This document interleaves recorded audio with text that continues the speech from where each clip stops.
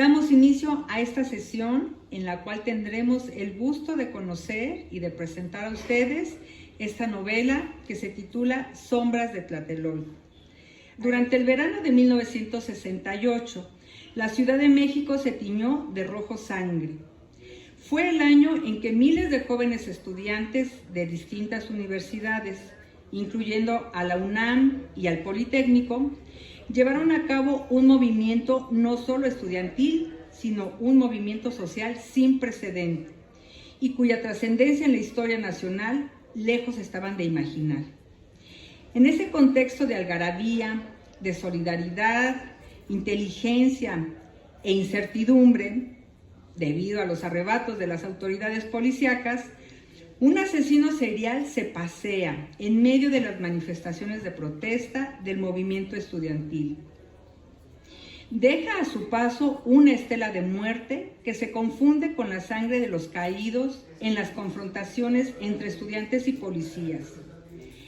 Este asesino, conocido como La Sombra, ha matado a estudiantes y profesores de la Universidad Nacional Autónoma de México y de la Escuela Nacional Preparatoria. Al parecer, nadie se da cuenta de que su mano está detrás de una serie de crímenes que comparten el mismo patrón y que a la postre resulta ser la firma del homicida. Hay marcas muy específicas en los cuerpos encontrados que nos dejan ver de que se trata del mismo asesino. El historiador Fabián Cordero, protagonista y voz narrativa de la novela, dedicado a la revisión de textos e investigaciones históricas por encargo, es contratado para localizar a Rodrigo de Jesús del Valle, estudiante de la carrera de medicina y desaparecido años atrás en el contexto del movimiento de médicos. Fabián Cordero liga diferentes acontecimientos en los que se descubren en la vía pública cuerpos de jóvenes asesinados momentos posteriores a los mítines universitarios. A partir de estos hechos, Fabián Cordero relega la búsqueda de Rodrigo del Valle, que era su objetivo inicial, pero toma el objetivo de cazar al asesino serial que hemos dicho se conoce como La Sombra. Fabián Cordero se enreda en una trama que lo rebasa y en la cual él también podría perder la vida. Los años han transcurrido y ni los estudiantes, ni la policía, ni siquiera la prensa han dado cuenta de estos sucesos sombríos. ¿Por qué después de tantos años nadie habla de aquellos asesinatos que sucedieron en paralelo al conflicto estudiantil? ¿Qué se oculta detrás de la figura de ese asesino serial llamado La Sombra? Sombras de Tlatelolco es una novela llena de misterios que seduce al lector desde sus primeras páginas. Los invitamos muy cordialmente a acercarse a la novela, a conocerla, a leerla y bueno, pues para que ustedes conozcan un poco más de este libro, de esta obra, quiero pedirle al doctor César, que nos haga favor de dar algunos comentarios. César, si eres tan amable, por favor, de darnos algunos comentarios sobre esta novela. Como no, con todo gusto. Muchas gracias a todos por estar aquí presentes esta tarde, acompañándonos para presentar la más reciente obra literaria de Mauricio Yáñez, que en primer lugar fue estudiante de la ENA, después fue docente, y bueno, ahora es un autor que se representa en sus aulas y en su auditorio, así que nos da mucho gusto estar aquí el día de hoy. Bueno, con relación a lo que comentabas, a mí me parece que Sombras de Tlatelolco tiene no solo uno, sino varios méritos que se acompañan y que se entrelazan con base en esto que tú acabas de exponer, y que son por un lado, efectivamente es una obra de ficción que está ambientada en un momento muy significativo y complejo y doloroso de la historia de México, la historia moderna de México. Y digamos que el aspecto literario nos presenta un thriller con todos los rasgos y características del género que a los lectores nos gustan, ¿no? Obviamente hay pues una intriga, y al tratar de desenvainar o desentrañar esa intriga, pues hay giros inesperados en la trama que nos sorprenden, y en el camino vamos descubriendo cosas, ¿no?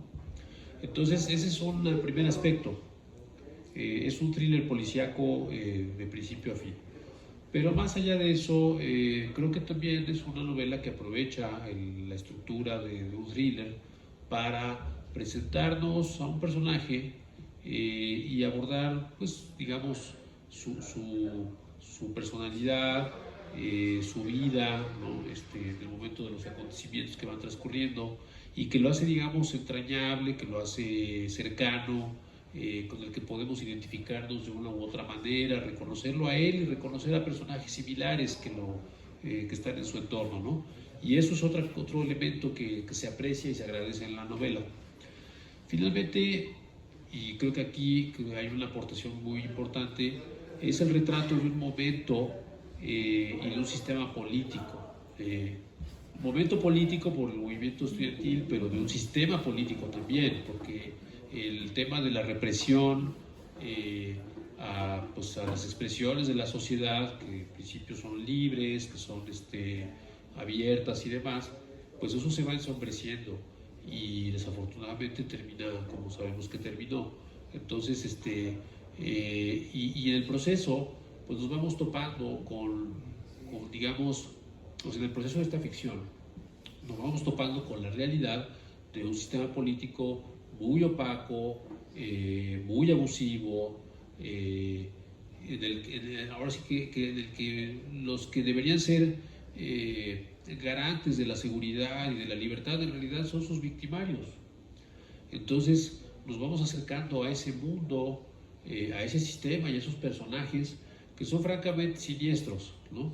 Y que le dan, digamos, sentido a algo que quizá en otro contexto sonaría un poco extraño, ¿no? Como que un historiador que es contratado para investigar, pues no sé, el pasado familiar de alguien, ¿no? Oye, pues júntame documentos, quiero saber, etc. Pues que lo terminen contratando para hacer una investigación de personas desaparecidas, porque pues en un país donde las cosas funcionan correctamente, pues uno podría confiar en las autoridades y pedirle eso a las autoridades, pero en el México no, y en el México de los años 60 pues menos. Entonces no es descabellado pedirle, y digo, creo que eso desafortunadamente sigue ocurriendo, cuántos desaparecidos y madres buscadoras no hay, que se auxilian de organizaciones de la sociedad civil que no son investigadores forenses, no son, pero en la marcha se van convirtiendo en eso.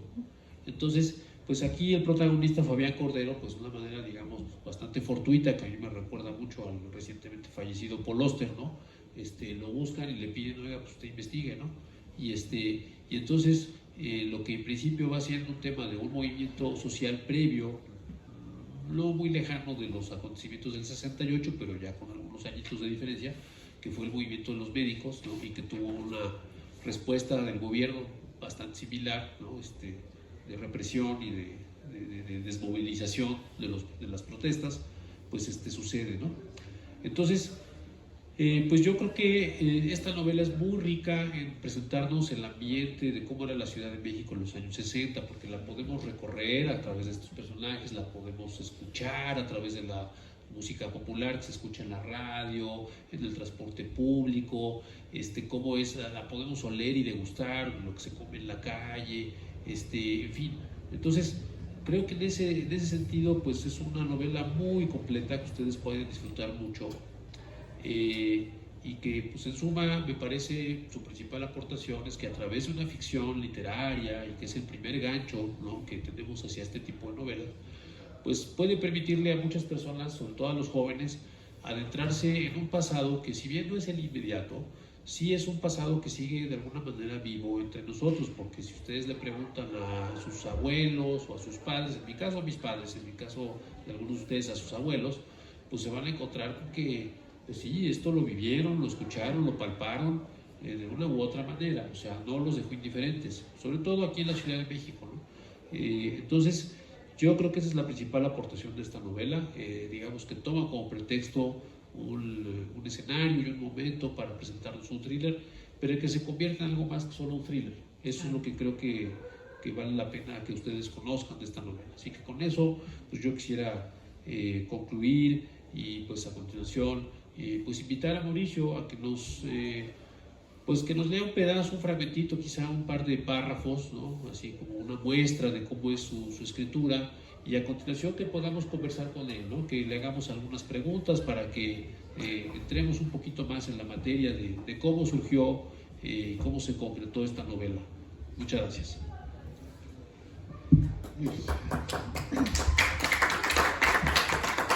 Muchas gracias, Fabiola, muchas gracias, César, por sus palabras, y gracias a ustedes por estar esta tarde aquí con un servidor. Efectivamente, para mí estar esta tarde en la ENA es muy significativo, porque esta escuela ha significado, la verdad, muchas cosas en mi vida, cosas positivas, todas ellas. En 1993, creo que ninguno de ustedes había nacido, bueno, yo ingresé a la licenciatura de Historia, 1993, así es que pues ya hace algún tiempo. Posteriormente, tampoco voy a extender esto, pero sí quiero decir, posteriormente el cariño a la escuela, y ya saben que cuando es uno más joven de lo que estoy ahorita, todavía joven, pero será más, decía uno, ¿cómo le pago a mi escuela? Todo lo que hicieron por mí, mis maestros, mis compañeros, compañeras. Bueno, me invitaron a ser docente de la ENA, y yo venía siendo adjunto de un PIF del doctor Claudio Vadillo López, que él ya tiene muchos años que no da clase aquí en la escuela, pero yo venía siendo adjunto de Claudio en ese PIF de Historia Regional, porque él había sido mi tutor de tesis. Y resulta que después de 1 año, 2 años de estar en ese PIF, me quedo como titular de la materia de México contemporáneo durante 20 años. O sea, lo que yo venía haciendo, nada más dije, bueno, voy a estar unos 2 o 3 años, me quedé 20 años en esta escuela como docente, y hace unos minutos Miguel Ángel me decía que él fue la última generación a quien le di clase en el 21. O sea, poco más de 20 años dando clase aquí en la ENA. Y regresar a la ENA, pero ahora en otra faceta de mi vida, pero con el mismo cariño, pues es muy significativo. Así es que muchas gracias por acompañarme. Y otra de las cosas importantes, antes de pasar a la lectura, ya voy a adelantarme a una pregunta que seguro me iban a hacer. ¿Cómo se gestó esta novela? Y si no me la iban a hacer, pues yo me la hago. ¿Cómo se gestó esta novela? Pues esta novela se gestó aquí en la ENA. ¿Por qué aquí en la ENA? Bueno, porque en este recorrido como docente de tantos años, hubo uno de los temas que más llamaba mi atención, era el movimiento estudiantil. Porque hasta el día de hoy yo considero que es un proceso histórico abierto, más allá de lo de la semana pasada que pidieron un perdón.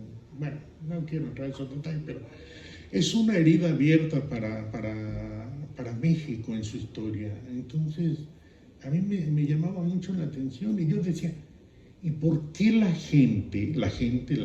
comunidad, no se unió a los jóvenes? ¿Qué pasaba? Y yo hice un trabajo de historia oral, hasta en familia, con mi padre, mi abuelo, mis tíos. O sea, ¿qué hicieron ustedes mientras estaban asesinando a los jóvenes? Bueno, hubo respuestas de todo. Hubo respuestas de todo, porque pues la gente tiene su manera de pensar muy diferente a la que podemos tener unos. Y yo en esos años, yo decía, yo tengo que hacer algo referente al movimiento estudiantil. Obvio, yo no quería hacer lo que ya habían hecho los propios participantes del movimiento. Luis González de Alba, por ejemplo, ¿no? Con los 10 y los años. O sea, era muy temerario cuando ellos ya habían escrito su acción. Luego dije, bueno, pero tampoco puedo hacer pues, una crónica, ya está muy lejos, eso ya lo hizo también Elenita Poniatowska, así es que yo ya no. Un trabajo de historia, pero me absorbía tanto mi trabajo en la Secretaría de Educación que no me daba para hacer una investigación.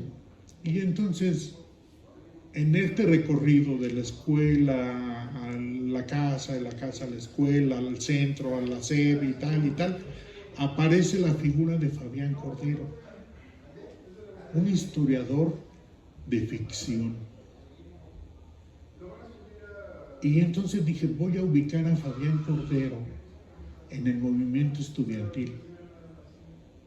Y entonces empiezo a recopilar información para darle sustento documentado a la novela de lo que sucedió del 22 de julio, que inicia la bronca en la Ciudadela, hasta más o menos mediados de noviembre del 68. Día por día del movimiento.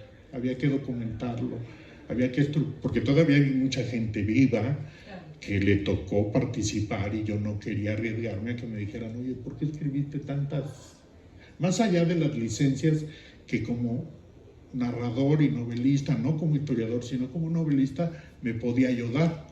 No, yo quería que la parte documentada, la parte del movimiento estudiantil estuviera documentada, sustentada. Tenemos en la novela discursos de Javier Barros Sierra, el rector de la UNAM, del presidente de ese momento, ¿verdad? De Díaz Ordaz, o sea, de boletines de la policía. O sea, hicimos un trabajo, digamos, de documentación que nos permitió darle sustento en esa parte de la novela. Y ya todo lo que, bueno, ya comentaba Fabiola, César, y que yo voy a leerles muy breve una página para que podamos conversar, ya es ficción. La otra parte es ficción, es ahora sí que un permiso que me di en mi carrera de historiador. Dije, bueno, ¿y cómo me veré llenando ciertos huecos del movimiento estudiantil que obviamente no tenían por qué yo jalar, ¿verdad?, para mi libro, pero que me dio a mí mucha satisfacción escribirlo, y me dio mucha satisfacción, la verdad, decir, bueno, es un trabajo que quienes lo leyeron en sus versiones originales, como fue el caso de César, estamos hablando en el 2005, 2006, por ahí, les iba gustando cómo iba quedando la novela, aún con todos por el entramado social que la novela presenta, del movimiento. Ya repito, la otra parte es una casa de 2 pisos con varias escaleras. La parte de la planta baja es el movimiento estudiantil. Ahí se encuentran nuestros personajes y suben a lo que sería la parte de la ficción criminal, la novela criminal, y entonces andan del movimiento estudiantil a la ficción, suben y bajan.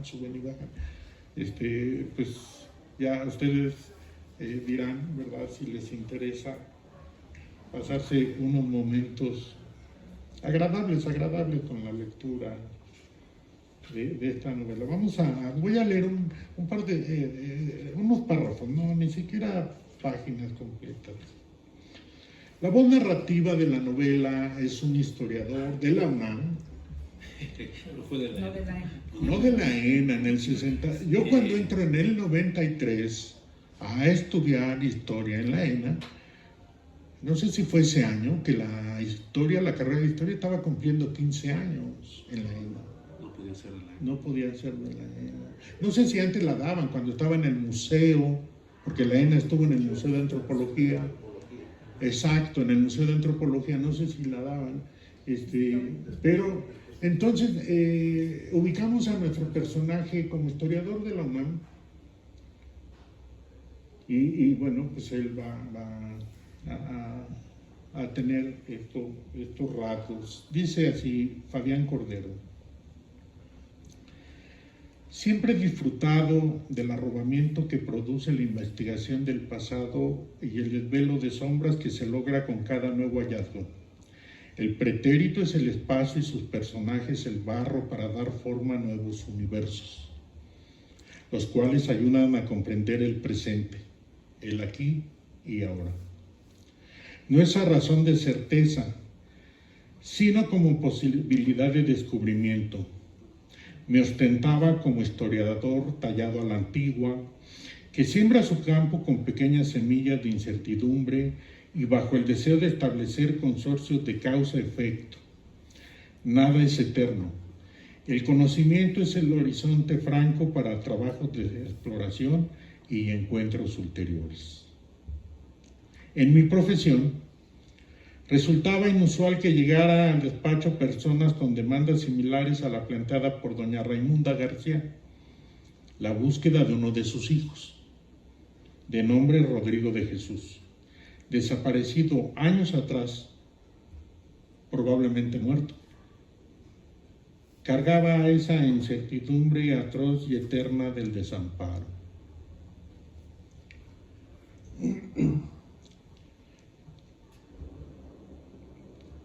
Así es que vamos a ver que Fabián Cordero está en su oficina recibiendo el encargo de doña Raimunda García del Valle para que busque a Rodrigo de Jesús, estudiante de medicina, que desaparece en 1965, cuando el conflicto de los médicos.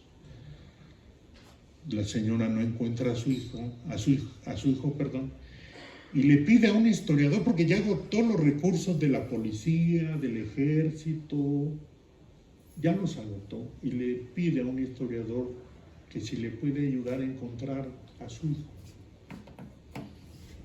Y ahí es donde Fabián, que él dice, yo soy historiador, además tallado a la antigua,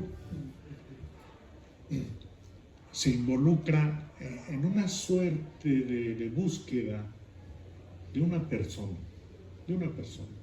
Él dice, probablemente muerto. Así es que... Luego me gustaría ubicar a Fabián Cordero ya en julio, el 30 de julio de 1968. 8 días después de haber iniciado el conflicto estudiantil, Fabián Cordero está en la calle de Donceles, porque ahí tenía su despacho. Y él dice que ahora sí que le tocó vivir, le tocó lo siguiente. Dice, yo estoy aquí, creo que estoy medio perdido, ¿sí? No, acá. El golpe llegado de no sé dónde pegó de lleno en mi rostro. Nubló mi vista y caí al suelo, golpazo seco, con la culata de una pistola o arma larga. Otros tomaron a Telo y lo llevaron a uno de los vehículos. Alcancé a ver que escapó y corrió en dirección contraria al Zócalo, hacia Peralvillo. Los soldados dispararon al aire. Telmo no detuvo su carrera. La sangre me escurría por el rostro. Apreté los ojos. Esperaba escuchar la detonación del arma de fuego que alguno de los agresores apuntaba contra mi persona. Los segundos no avanzaron. No hubo disparo. En la misma calle Donceles me arrastré hacia las rejas de la barroca entrada de la iglesia de Nuestra Señora del Pilar, que sirvió de exiguo resguardo. Los soldados se desentendieron de mí. El dolor de cabeza era inmenso. Un grupo de jóvenes pasó muy cerca. Uno de ellos se detuvo y con una solidaridad inmensa dijo: «Véngase, profe, ahí se lo van a chingar». No esperó respuesta. Me alzaron en vilo y me llevaron hacia la preparatoria. Dentro del recinto escolar todo era confusión. Alumnos de ese colegio subían y bajaban las escaleras en desbandadas estridentes, emponzoñadas por el pánico. Atravesaban los patios. Nadie reparaba en mi maltrecha apariencia. Me consideraban uno de ellos. Afuera de esa escuela se escucharon ráfagas de bala y el sonido de ambulancias. Reinaba el desorden. No aguantaba el dolor de cabeza. La sangre del rostro ya había secado. Alguien hablaba por altavoz. Pasada la medianoche se escuchó un estruendo. un sonido oscuro y morboso por su cercanía y virulencia. Estallaron los vidrios y una nube de humo denso y picante cubrió el recinto. Pensamos que el edificio se nos venía encima. Las fuerzas represivas del Estado derribaron la histórica puerta labrada del siglo XVIII que franqueaba el acceso al inmueble. Policías y militares entraron en tropel a las instalaciones de la escuela. Corríamos en búsqueda de refugio. Rostros jóvenes de mujeres y hombres traslucían su miedo. Lloraban de coraje, impotencia y decepción. Los uniformados golpeaban a los que encontraban a su paso. Junto con otros jóvenes sorteamos escollos y pudimos salir a la calle Justo Sierra. Otra vez, en la calle, con la necesidad de escapar. Bueno, pues, muchas gracias. Bueno, yo creo que siempre que se presenta un libro es una buena oportunidad para pues, hacerle preguntas a su autor, comentarios, en fin, aprovechar aquello que no suele suceder cuando simplemente nos topamos con su libro en una librería, en un anaquel, y pues el libro tiene que hablar por su portada, su contraportada, nada más, ¿no? Así que pues no sé si ustedes quieran también tomar unos minutos para hacerle alguna pregunta a Mauricio y pues digamos tener este diálogo respecto de esta novela.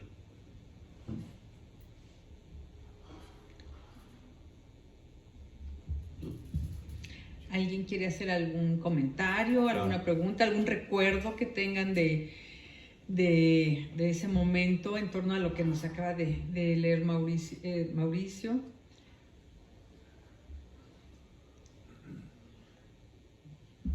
Sí, adelante, maestro Reina. Sí, bueno, felicidades y gracias por traer el trabajo. Creo que es muy pertinente y lo digo porque me ha tocado observar a estudiantes que se quieren acercar al tema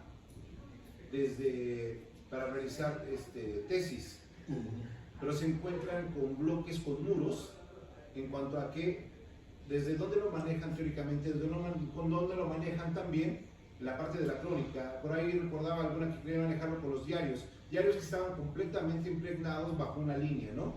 Entonces hace falta una propuesta como esta que brinde una perspectiva distinta de lo sucedido, una narrativa distinta de lo que se está dando. Y hay otra cosa que también me parece que era todavía más importante y necesaria, tal vez ahí yo quisiera que ahondara un poco, que es la necesidad de que se conozca el tema ante la forma en cómo se está desarrollando hasta la fecha, que quieren hacer hasta un paro en la escuela para recordar el 68.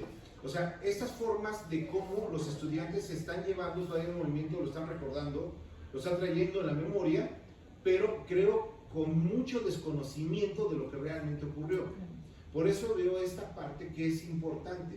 O sea, el hecho de cerrar una escuela o el mismo hecho de ir a marchar a veces, y me ha tocado, perdón, y he cuestionado a los estudiantes, ¿por qué vas a marchar? Porque hoy se marcha. Bueno, sí, pero o sea, ¿por qué no? O sea, creo que hay algo más y esa es la importancia que tenemos justamente hoy. Creo que hay que decirles, esto sería como una voz, como bocas que se abren para contarles por qué es importante, por qué fue importante y por qué se sigue manteniendo la importancia de este movimiento, ¿no? Es lo que más o menos quería comentar. Gracias. Pues, bueno, efectivamente fue lo que a mí me sucedió, lo que tú estás comentando. O sea, cómo entrarle al movimiento estudiantil. ¿Cómo? Claro, digo, hay muchos trabajos, hay muchísimos trabajos en la actualidad, me refiero, ¿no? De hecho, yo creo que dentro de los temas que más se han abordado en la historiografía nacional, el movimiento es uno de ellos, es un tema muy socorrido, lo estudian mucho.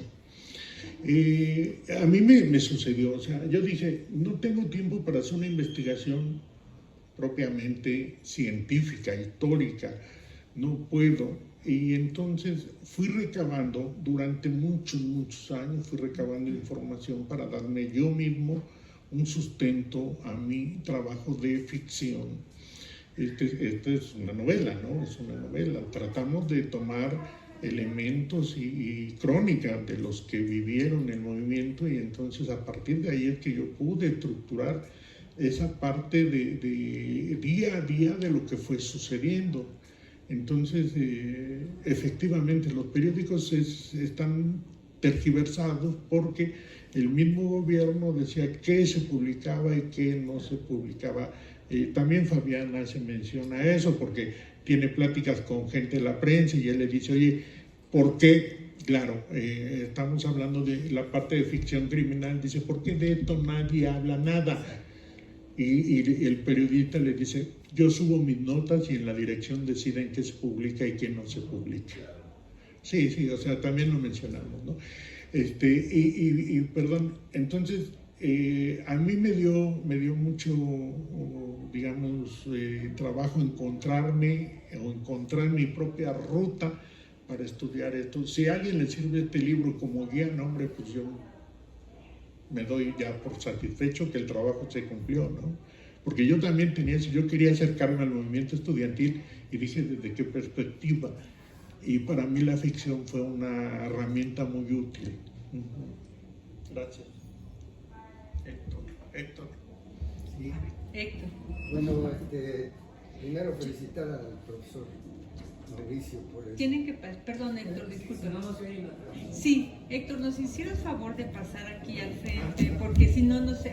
Ok, gracias, Vigo. Sí, si no, no se queda en la transmisión, perdón.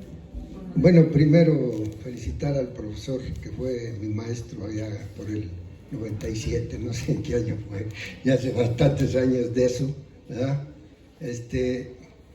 Pues a mí me tocó vivir el movimiento estudiantil en Puebla.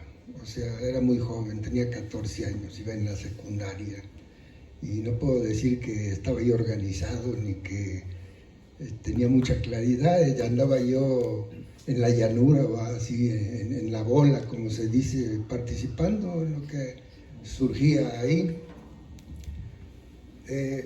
Me parece muy importante. Yo quiero decirles que todavía hasta por el año 2000 estos temas estaban vedados. En la UNAM yo intenté, porque yo he trabajado en movimientos armados aquí en México y en Centroamérica, y estaban vedados estos temas, ¿verdad? Aquí en la ENA, yo no sé, tal vez quiera yo presumir, pero creo que el tema que yo hice, creo que fue la primera tesis sobre guerrilla que hubo aquí. No me acuerdo en qué año fue, ha de haber sido 2000, 2001, no sé en qué año, con Alonso, ¿verdad? Entonces yo hice mi tesis sobre la guerrilla, pero ni movimiento estudiantil ni movimientos armados no estaban registrados dentro de las universidades. Hoy hay muchas áreas de temas sobre movimientos sociales, movimientos políticos, movimientos armados, ¿verdad? Y pues yo, hay algunos historiadores que a veces ven con desconfianza las novelas, sobre todo creen que no tienen base, pero cuando uno investiga y tiene sustento de investigación, tienen valor, porque yo tengo una novela histórica de 500 páginas sobre la guerrilla salvadoreña, sobre la guerra del Salvador, que de todos los libros que yo he escrito es el que más éxito tuvo, y es una novela, ¿verdad? Bueno, es una novela que narra hechos reales, ¿verdad? Pero al final tiene sus giros literarios y novelados. Entonces me parece muy importante y yo por eso he venido, porque pues quería felicitar al profesor, porque siempre veo que está trabajando mucho la cosa de los cuentos, de la novela y todo eso, y no he podido asistir a ninguna de sus presentaciones. Yo dije, bueno, hoy que va a ser en la ENA, y yo fui alumno de la ENA, aquí terminé el doctorado, ¿verdad? Entonces vengo a saludarlo y a felicitarlo, nada más.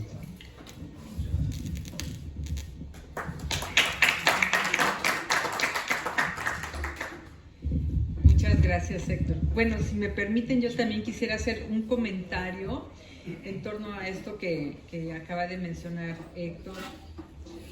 Nosotros en la clase de análisis literario justamente entramos a la historia desde la literatura. Y esto me parece que es una vía que permite pues generar curiosidad, entrar no por la vía teórica o de la historiografía, sino por la ficción. Pero efectivamente hay novelas, como es el caso de esta, de Sombras de Tlatelolco, y otras que hemos leído en nuestros cursos, que están muy bien documentadas y que a medida que te vas identificando con los personajes, con el protagonista, con los personajes secundarios, con el contexto, pues te estás metiendo a la historia, ¿verdad? Es una manera de recuperar y de hacer una especie de viaje al pasado. Entonces, en Sombras de Tlatelolco yo encontré mucho eso. Hace un rato le decía a Mauricio, algo que me gustó mucho de la novela es que realmente te mete al contexto, a las calles. Estás prácticamente ahí en el centro histórico, caminando por Donceles, caminando por República de Argentina, estás en la plancha del Zócalo, el camino a la colonia San Rafael. O sea, todos esos lugares es muy vivencial lo que podemos encontrar en la novela. Nosotros le llamamos, bueno, en análisis literario llamamos a esto un trabajo con fuentes alternas, no con fuentes directas o fuentes de primera mano, sino son fuentes alternas.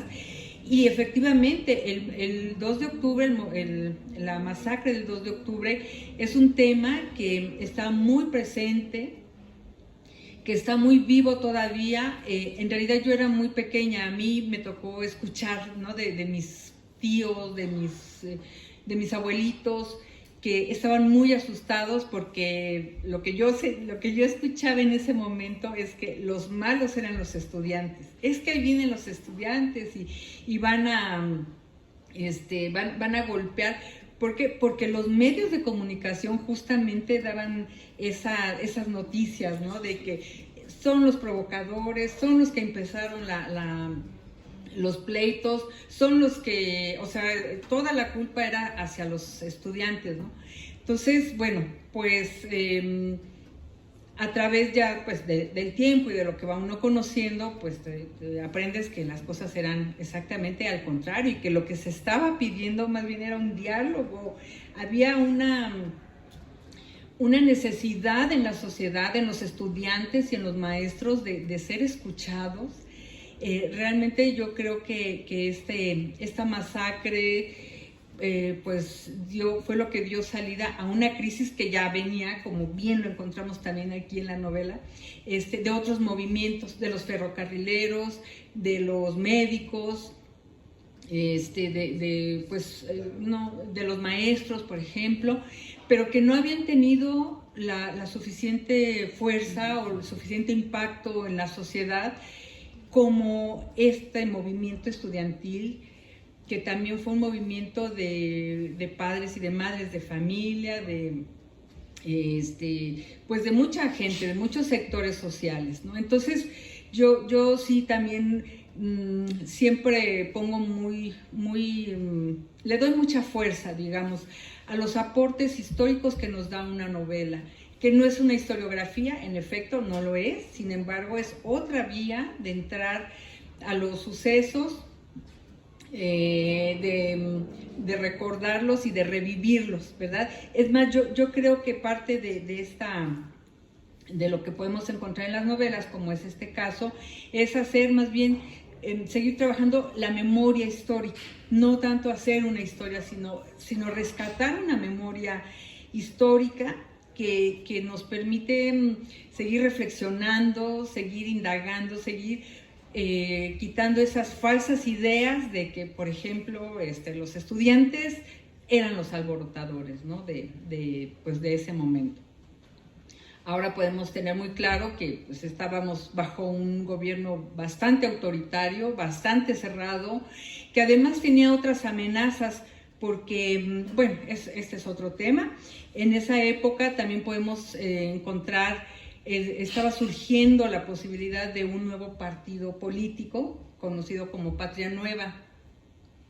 liderado por el doctor Carlos Madrazo Becerra.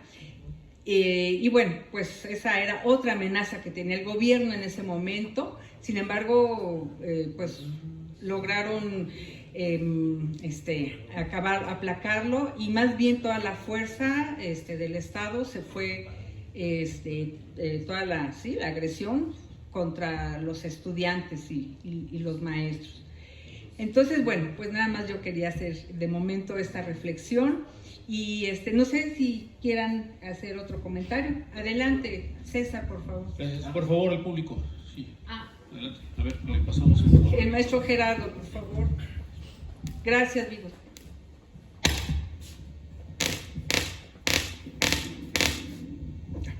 Muchas gracias. Gracias, maestro. Pues la hoja que nos leyó, el párrafo que nos leyó, se escucha muy interesante.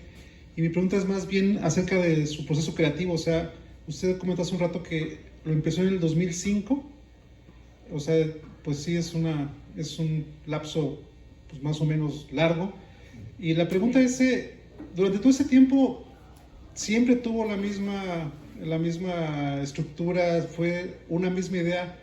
O, como bien comenta la maestra, el doctor Reina, a través del tiempo han ido cambiando estas cuestiones, que se ha ido liberando información, se ha hecho como el gobierno a lo mejor más laxo, o más abierto, más transparente, y estas nuevas cosas que han salido de información, ¿usted las retomó, las repensó? ¿Hubo un momento en que dijo, no, ya no voy a poner esta situación porque no fue así? O sea, hubo un proceso de toma y retoma, así que resignificación de los hechos. Gracias. Sí, muchas gracias por la pregunta.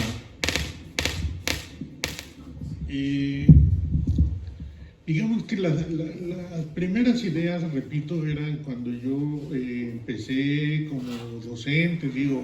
Héctor, aparte de un gustazo saludar aquí a mi amigo Héctor, porque después lo invitaba yo a mis clases. Él era uno de mis ponentes en la materia de México contemporáneo. Cuando nos tocaba hablar del 68 y Guerra Sucia, lo invitaba porque es un experto en el tema de la guerrilla.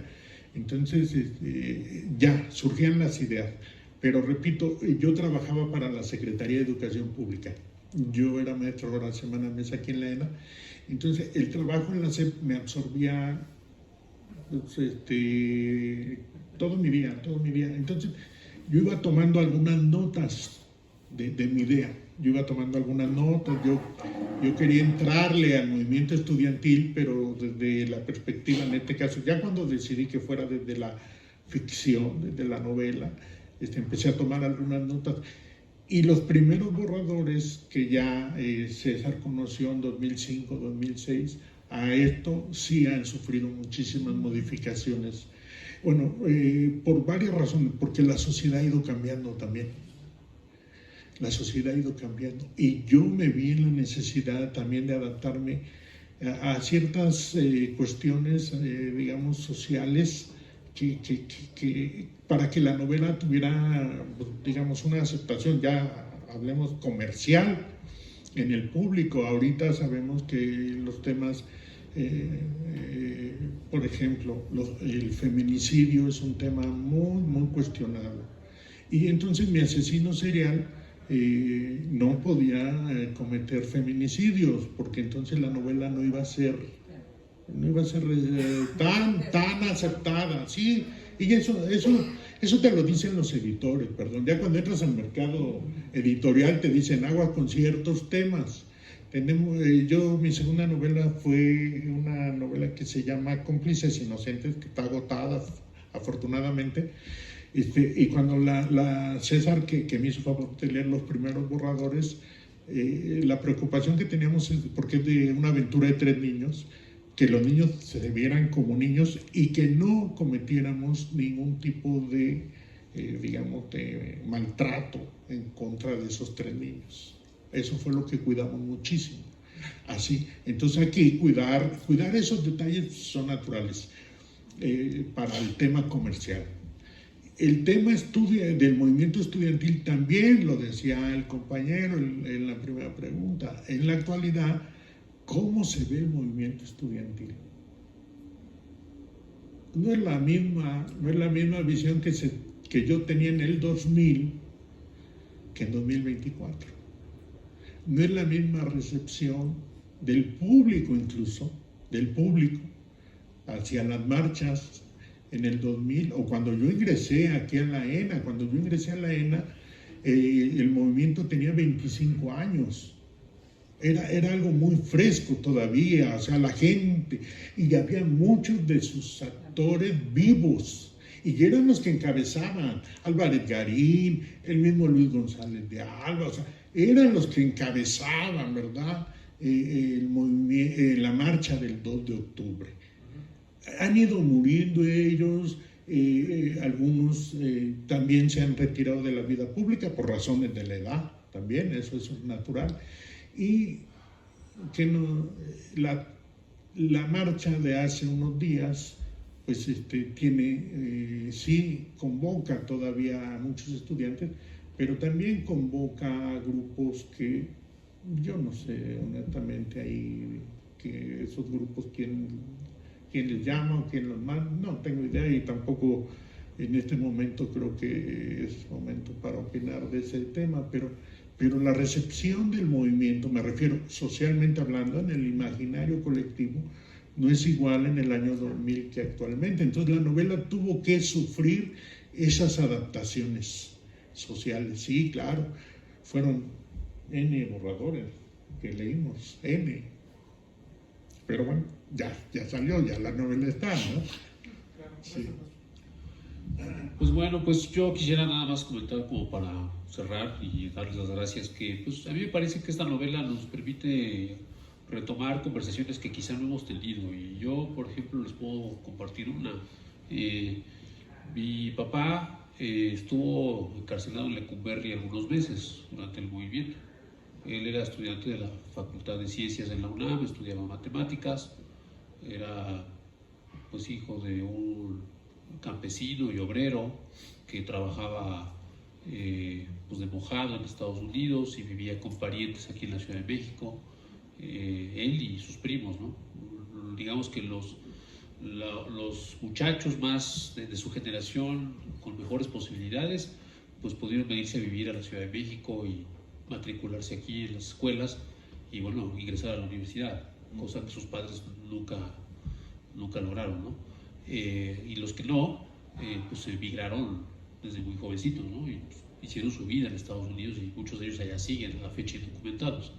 Entonces, bueno, mi papá pues participó en el movimiento estudiantil, fue encarcelado junto con muchos otros muchachos, la policía los detuvo mientras estaban repartiendo volantes en la vía pública, y pues en los primeros días no se sabía qué les había pasado, estaban desaparecidos, no sabían si estaban accidentados en un hospital, detenidos o qué, ¿no? Hubo que tomar varios días para descubrir que en realidad estaban en la cárcel. Y bueno, pues creo que a mi papá no le fue tan mal porque estuvo encarcelado con jóvenes, digamos, de clase media alta, pues con más o menos buenas conexiones políticas. Uno de ellos, de los compañeros, era Pablo Gómez, ¿no? Que por cierto sigue ahora en la función pública, ¿no? Ahora está en la función pública de manera bastante destacada. Pero bueno, Pablo Gómez era uno de los muchachos que estaban encerrados con él en las mismas celdas de Lecumberri. Entonces, digamos que ese grupo, pues digamos que los tuvieron encerrados unos 3 meses, como diciendo, pues ahí guárdalos un rato para que se les baje y luego los sueltan, ¿no? O sea, a ese grupo yo o sea, mi padre no me lo ha dicho, yo no percibo, digamos, secuelas de algún tipo de maltrato, tortura, ¿no? de ninguna índole. Siempre he hablado de esos meses y de esos días, pues con anécdotas más bien chuscas del hecho de estar pues jovencitos, pues encerrados y haciendo bromas y chascarrillos de estar ahí. Pero esa es, digamos, la parte que nos ha compartido. Hay una parte que quizá de la que no he hablado, y bueno, hay dos, y son 2 silencios. O sea, después de que salen de la cárcel, Mi papá no volvió a participar en ninguna actividad política, ni de protesta, ni de ninguna índole, o sea, hasta muy recientemente, ¿no? En marchas recientes, pero nunca lo volvió a hacer. Y yo hace poco, todavía no salía la novela de Mauricio de la imprenta, todavía no le lleva un ejemplar, pero a raíz de la novela yo le empecé a hacer preguntas un día de la manera más casual, ¿no? En una reunión familiar. Y le dije, oye, pero a ver, ¿cómo te detuvieron? O sea, porque las anécdotas que yo he escuchado de él son las que él espontáneamente ha dicho. Y todas son, pues, cosas chuscas. Pero yo le dije, a ver, ¿cómo y dónde te detuvieron? ¿Qué estabas haciendo? Y entonces me contó cosas que nunca me había dicho. Y una pregunta que le hice al final, porque digo, no estaba preparado para entrevistarlo ni nada, ¿no? Fue una cosa así, lo más que pude en ese momento sacarle de manera espontánea. Le dije, bueno, tú sabes que ahora el Lecumberri pues es el Archivo General de la Nación, y pues que ahí uno va, los historiadores van y revisan documentos antiguos de la historia de México, el periodo virreinal y demás, del siglo XIX, y pues que hay exposiciones muy bonitas, ¿no? ¿Tú regresarías al Lecumberri así, ahora que es un museo? Pues con el rostro muy serio y mirándome a los ojos me dijo, no. Y ya. No le pregunté por qué en ese momento, tal vez lo haga después, pero a mí me parece que sí hay o sea, más allá de la anécdota y de la juventud y de los compañeros, y que se burlaban de aquel que tenía apellido porque su madre era francesa, y cuando les pasaban lista tenían que responder con su apellido materno, ¿no? Por ejemplo, decían Mauricio Yáñez, y tú tenías que contestar, pasar lista con tu apellido materno, Bernal, ¿no? Entonces así iban. Entonces se apellidaba Signoret, ¿no? Entonces todos así con ese tono marcial, ¿no? Fulano tal, así como rugidos, ¿no? Y de pronto cuando llegaba con este muchacho, pues decía, Signoret, ¿no? Sería ridículo y se burlaban todos de él, y así diario, ¿no? O sea, ese tipo de anécdotas son las que a mí me contaba. Pero la verdad, cuando le pregunté esto de, ¿tú regresarías a Lecumberri a una exposición? Me dijo, no. O sea, yo quiero suponer que hay recuerdos a los que él no quiere volver. Seguramente, pues la incertidumbre de esos meses de no saber qué van a hacer con nosotros, ¿no? Porque además, ya en la medida que los familiares lograron identificarlos y podían ir a las visitas para llevarles cosas o recados o mensajes, pues no vivías aislado en la cárcel, o sea, sabías que estaba pasando cosas graves y que aquello se estaba poniendo cada vez peor.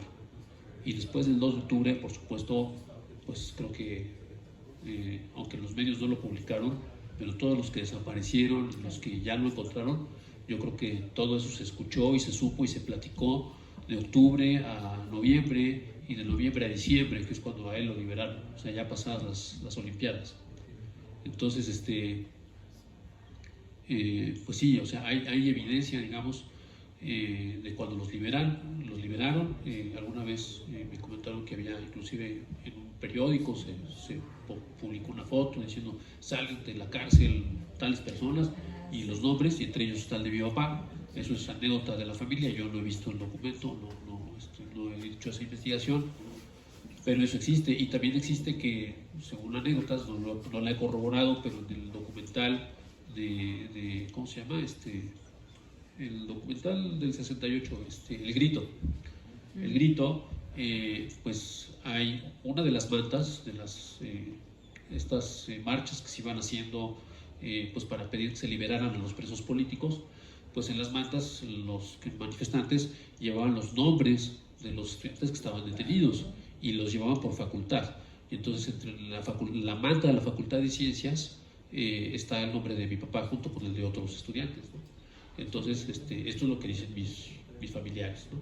Los tíos y demás, cuando de pronto sale el tema. Pero yo creo que hay mucho de lo que pues, es necesario hablar. Creo que esta es una de las tragedias de las muchas en este país, que se hablan poco.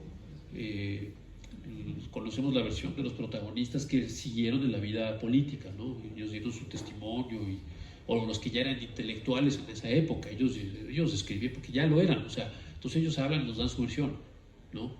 Pero no conocemos la versión, digamos, de muchas de las personas de a pie, y mucho menos conocemos la versión de los perpetradores de la represión. esa no la conocemos ni de cerca, ¿no? Así que bueno, pues con eso creo que podemos terminar esta tarde y esta conversación, Mauricio. Muchas gracias. Sí, claro. Sí, sí, claro, claro. Bueno, nada más para la curiosidad. Hemos hablado esta tarde del movimiento estudiantil, pero esta novela, ya dijimos, está sustentada también en una ficción criminal. Yo les voy a leer el final de la ficción criminal para que a quienes les interese la novela y pues la quieran, pues ya sepan quién es el malo. Eso se llama spoiler. Sí, una vez, digo, en la ENA sí somos. En la ENA sí somos, dice así. La corrosión innoble del miedo perforaba mi espíritu, sensación acuosa de aprensión. Fui por él a su guarida. No tuve manera de evadirlo. Dediqué tiempo y esfuerzo en su búsqueda. Finalmente descubrí al responsable. En la calle sentí la lluvia pegada al cuerpo. En breves momentos nos veríamos las caras. Tanto nos conocíamos que parecíamos una sola persona, como dos cuerpos unidos por el mismo principio o alma, siameses impúdicos. La sombra se volvió mi némesis. Así llamamos al escurridizo asesino que enlutó los espacios universitarios hasta volverlos inseguros para la población estudiantil. Tenía memorizado los rostros de las víctimas de la sombra. La relación con el asesino era más profunda de lo que hubiese esperado. Dualidad ambigua de odio y respeto. Era la parte monstruosa de mi ser. Corría el verano de 1968 cuando la ciudad capital se enlutó. Permaneció cautiva de una serie de masacres que degradaron el contexto y los escasos espacios de convivencia social. El movimiento estudiantil que aconteció durante varios meses de aquel año fue acallado con una brutalidad sin precedente. En medio de esa corriente de algarabía, inteligencia, solidaridad y tristeza, un personaje camaleónico se mimetizó al grado de pasar desapercibido en las crónicas sobre los sucesos de la lucha estudiantil, pero en la práctica utilizó el desconcierto del arrebato juvenil para cometer pavorosos asesinatos al margen de los horrendos crímenes en contra de la comunidad universitaria por parte de las fuerzas oficiales de represión. De manera circunstancial seguí las pistas dejadas en su monstruoso periplo hasta dar con el autor de aquellos homicidios. Llegué a casa de la sombra al filo de la medianoche, las calles desiertas, la luna solo como discreta hendidura en la oscuridad de la noche. La reja de la entrada estaba abierta.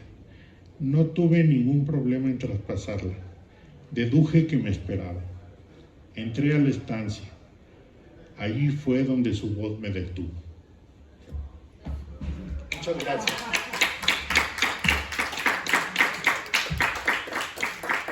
Muchas gracias.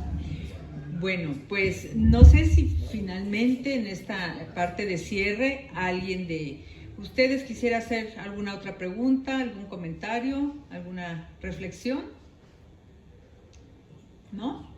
Bueno, pues por mi parte no me resta más que felicitar a Mauricio, de verdad. Gracias. Mauricio, te felicito porque está muy interesante, es una novela que realmente sí los invito a todos a leerla, a disfrutarla, a recrear esa época que de muchas formas nos concierne a todos, como lo acabamos de ver. Y bueno, donde van ustedes a conocer a personajes tan extraordinariamente bien configurados. Eso también me gustó mucho. Los personajes están muy bien configurados, aparte de todo el contexto, como Termofuentes, de quien ya nos mencionó un poquito, el maestro Felipe Arias, un entrañable maestro, Gerardo Esparza, el teniente Benítez, Camila, Ofelia, el doctor Luis Andrade y bueno, pues otros personajes que ustedes van a conocer ahí en la novela y que realmente pues los van a cautivar. Pues muchas felicidades, Mauricio, y enhorabuena por esta novela. Gracias César por tu compañía, pues muchas gracias a todos. Pues cerramos esta presentación con un aplauso pues para todos. Y un agradecimiento nuevamente a las autoridades de aquí de la escuela y a nuestro compañero Vigos por Vigos, ¿verdad? Por Gracias. apoyarnos en la transmisión.